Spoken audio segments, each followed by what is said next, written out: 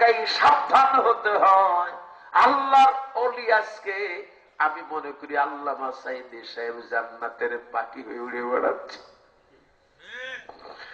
সারা পৃথিবীর মানুষ যার জন্য চোখের পানি ফেলে, আরে ওই মানুষটা দুঃখজনক কথা, মনে করেছো মারলেই বেঁচে যাবা, আপদ সাফ হবে।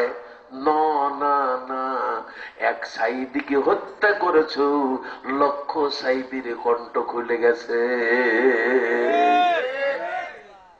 কোন বক্তাকে শিখানো লাগে না, কোন বক্তাকে তালকিন দেওয়া লাগে না। যেমন তোমরা বলতে আমাদের দোয়া করতে হবে এই কায়দায়, এই নাম নিয়া, অন্য পথে দোয়া করা যাবে না। যদি কেউ দোয়া করতে গিয়া বলছে আল্লাহ সাঈদী সাহেবকে তুমি জান্নাতের হকদার বানাও, সাথে সাথেই তাকে জেলে যেতে হয়েছে। প্রমাণ যদি চান আমি আমার নওগাঁর ইমামের দিয়ে দেব। আমার ভাইরা, তাই বলছিলাম সেই কথা, আল্লাহর পথে যারা নিহত হয়, শহীদ হয়ে যায়, এদের কপাল সবচাইতে ভালো। যদি এই জমিনে আল্লাহর দিন প্রতিষ্ঠা করার জন্য আমাদের জান দরকার হয়, রক্তের দরকার হয়, হাত পার দরকার হয়, যেমন 5ই আগস্টে আমার সোনার সন্তানেরা এই বাংলার জমিনে তাদের শিখাতে লাগে নাই, তাদের ট্রেনিং দেওয়ার দরকার হয় নাই, ওরা নিজের থেকেই জীবন দিয়া এই বাংলার জমিন স্বাধীন করে দিয়েছে। এরপরও যদি এই বাংলার জমিনে আল্লাহর দিন প্রতিষ্ঠা করার জন্য যদি রক্তের দরকার হয়, জানের দরকার হয়, মালের দরকার হয়, দেওয়ার জন্য আপনারা কি প্রস্তুত আছেন? জোরতন আছেন? কারা কারা আছেন?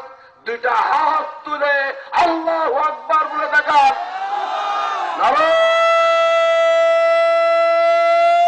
তাকবীর, তাকবীর। আল কোরআনের আলো, আল হাদিসের আলো, তোমার নেতা আমার নেতা,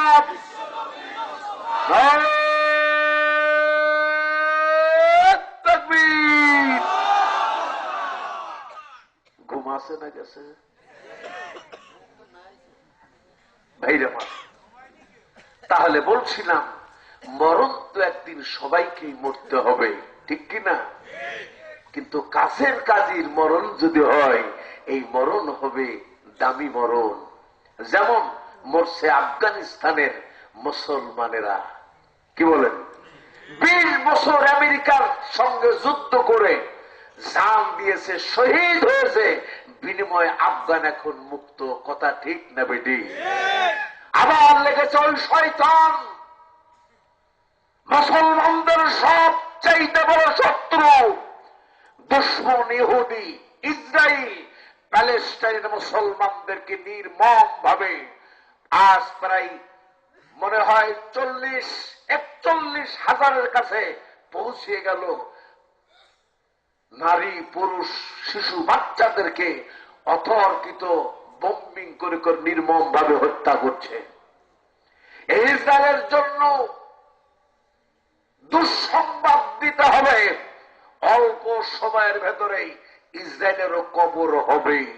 মুসলমানের রক্ত যেই জমিনে ঝরবে, ওই জমিন উর্বর হবে না দুর্বল হবে? প্যালেস্টাইন বিজয় হবেই, হবেই হবে ইনশাআল্লাহ। পাশে আমরা বাংলাদেশ, এই দেশটার নাম কি? এটা কোন মাস? বিজয়ের মাস। এই বিজয়ের মাসে পরাজিত শক্তি ভারতের মাটিতে বসে বসে এই দেশ ধ্বংসের পাঁয়তারা চালাচ্ছে। কথা কি ঠিক? কথা কি ঠিক? নানাবিধ চক্রান্ত তাদেরকে দিয়া করছে।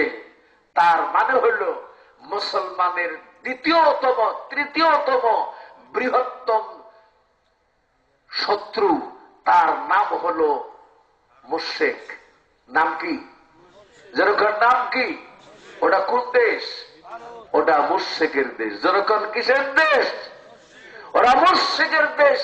এই মুশরিকরাও বাংলাদেশের সাথে একটা সংঘাতে আসতে চাচ্ছে, কিন্তু আল্লাহর জাতের কসম, আমার নবী তার পাক জবানে বলে গেছে, গাজায়ে হিন্দ আলামত শুরু হয়ে গেছে। তবে হ্যাঁ, আল্লাহর নবী হাদিস শরীফের মধ্যে বলেছেন, এত রক্ত ঝরবে, রক্তের ওপর দিয়ে শহীদরা ভেসে চলে যাবে, তবে যতই শহীদ হোক, যতই মরুক, বিজয় বাংলার মুসলমানেরই হবে। বিশ্বাস আছে না নাই? আছে না নাই? কার কার বিশ্বাস আছে? আল্লাহু আকবার, হাতটা তুলে দেখা। আল্লাহ, হাত নামায়া বলেন।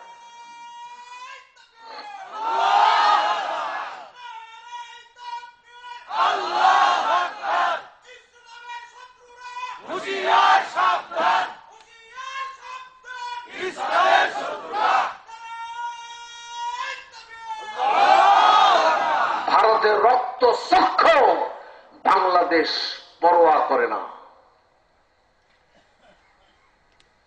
দি মুসলিমস আর ব্রেভস। পৃথিবীর ভিতরে সবচেয়ে সাহসী এবং শক্তিশালী হচ্ছে মুসলমান। সুতরাং আলু দিবা না, পেঁয়াজ দিবা না, ধমক মারো, তোমার পেঁয়াজ বাংলার মানুষ পেশাবু করবে না, আলু পেশাবু করবে না।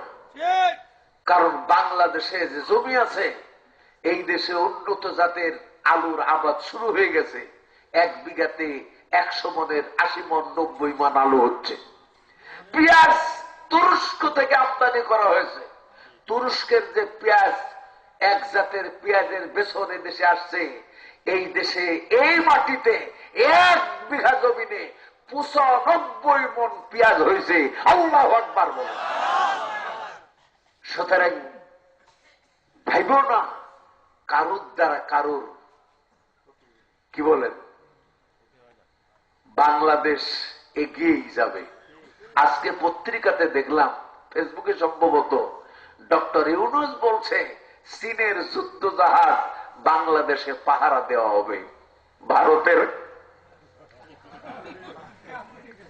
কি বলেন, ভয় নাই। মুসলমান কোন ভয় নাই, মুসলমান মরতে ভয় পায় না। কি ভাই, কি রাগ করতেছেন নাকি? আবার ফিরে আসি। আসলে কথা দিতে গেলে একদিক থেকে আর এক দিকে চলে যায়। সবটাই তো কথা, নাকি বলেন? তাহলে আমরা 1 নম্বর, যাতে মুসলমান, আমাদের মৃত্যু হবেই হবে, আর মরার পরে কবরে আসতেই হবে।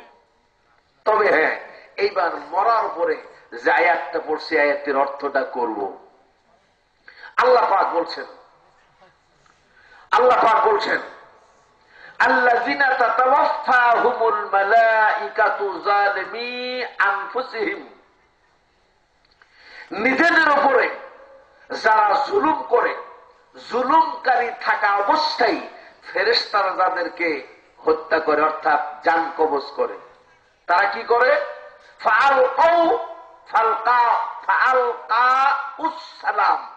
তারা তাদের কাছে আত্মসমর্পণ করে এবং বলে, মা কুন্না না'মালু মিন সুই, আমরা কোনো পাপ কাজ করি নাই।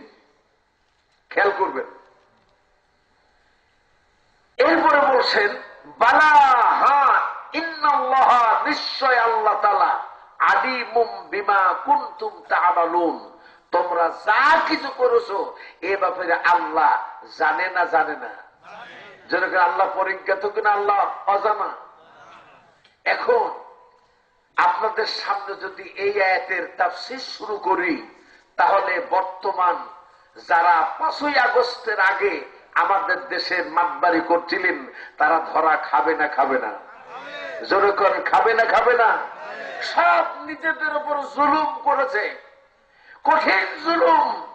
তারা তাদের নিজেদের উপরে জুলুম করেছে, কিন্তু টের পাই নাই। পরের অর্থ আত্মসাৎ করেছে, ইসলামী ব্যাংকগুলাকে ধ্বংস করেছে। করেছে না করে নাই?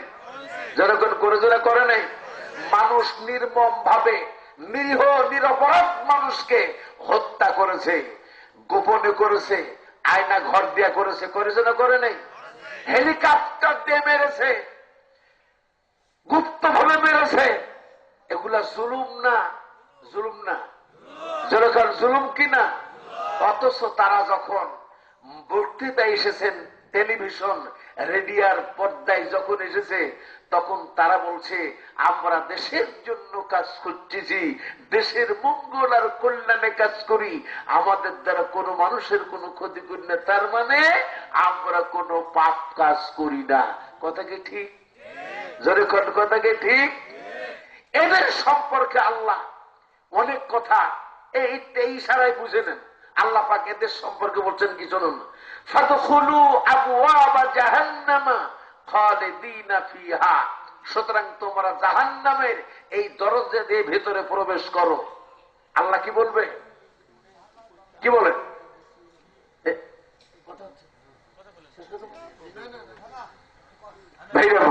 কি কথা বুঝতে পারছেন? আল্লাহ পাক বলছে জাহান্নামের দরজা দিয়ে তোমরা ভেতরে প্রবেশ করো। এই জালেমরা, এই অত্যাচারীরা, এই অবিচারীরা, এই জুলুমবাজ, এই সমস্ত ব্যক্তিদেরকে দুনিয়ার আদালতে ওরা এদিক সেদিক দিয়ে পেশ কাটিয়ে বাঁচতে পারে, আল্লাহর হাতে ওরা বাঁচবে? যখন বাঁচবে, জাহান্নামের মালিকানা কার হাতে? জান্নাতের মালিকানা কার হাতে? শেষ বিচারের দায়িত্ব কার হাতে? শেষ বিচার সবচেয়ে বড় বিচারক কে?